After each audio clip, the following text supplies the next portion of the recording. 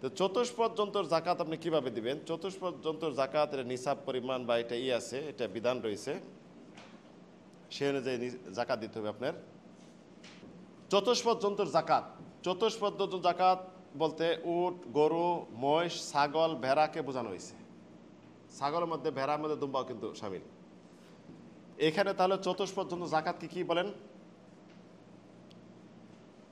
উট, গরু, মহিষ, ছাগল, ভেড়া।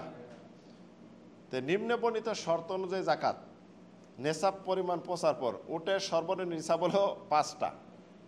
কয়টা? 5টা উট হইলে আপনার জাকাত দিতে হবে। ছাগল আর ভেড়ার হিসাব হলো 40টা ছাগল ভেড়া হলে জাকাত দিতে হবে। গরু এবং মহিষের হিসাব হলো 30, এটা হলে জাকাত দিতে হবে। এই নিসাবের কম উট, গরু, মহিষ জাকাত যদি থাকে তাহলে জাকাত দিতে হবে না।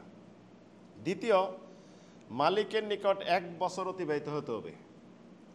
তৃতীয়, চরণ ভূমিতে চরে খাওয়া জানোয়ার হওয়া। চরণ ভূমিতে চরে খাওয়া, মাঠে ঘাটে চরে খায় এগুলি। অর্থাৎ চতুষ্পদ জন্তুর মধ্যে যে জন্তু জাকাত আদায় করতে হবে যারা বছরের অধিকাংশ দিনগুলো চরে খায়।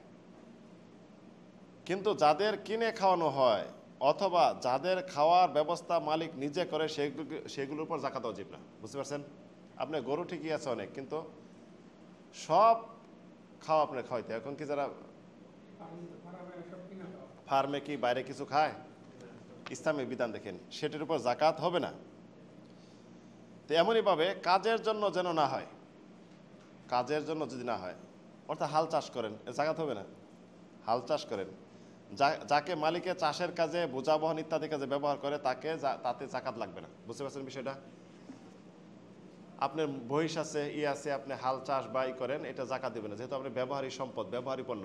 আপনি গাড়ি ব্যবহার করেন, জাকাত নাই। আপনি বাসার জাকাত নাই, এগুলি জাকাত নেই, ব্যবহার জাকাত নাই। উটের জাকাত কিভাবে দিবেন? এখন প্রশ্ন হলো, উটের জাকাত আপনি কি উট দিয়ে যদি বলেন 5টা থেকে 1টা উট দিতে হবে, তাহলে তো আপনার সব সম্পদ শেষ। উটের জাকাত দেখেন নিম্নে তালিকা দেওয়া হয়েছে।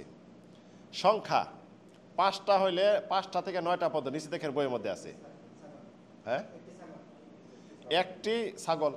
খেয়াল করছেন? ইসলামী বিধান দেখেন। তারপরে আপনার এটা কয়টা পর্যন্ত? 9টা পর্যন্ত। আবার 10টা থেকে 14টা পর্যন্ত 2টা ছাগল। পরবর্তী কয়টা পর্যন্ত দেখেন? 36 থেকে 45 পর্যন্ত। কয়টা? উটের পূর্ণ 2 বছর একটি বকনা।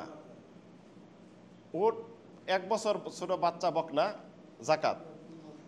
আর 45 থেকে 46 থেকে 60 পর্যন্ত পূর্ণ 3 বছরের বকনা বাছুর। উটের বাছুর কিন্তু আবার গরু বাছুর না। দেখেন হিসাবটা, হিসাব জেনে রাখি, আমাদের তো হবে না এটা, তারপরেও। তারপরে আপনি আছে দেখেন, এইটা কিন্তু পরে, এটা 10 থেকে 14 এই হিসাব এখানে চলে আসছে। পরে 15 থেকে 19, 20 থেকে 24, 25 থেকে 35, এটা হিসাব দেখে নেবেন আপনারা।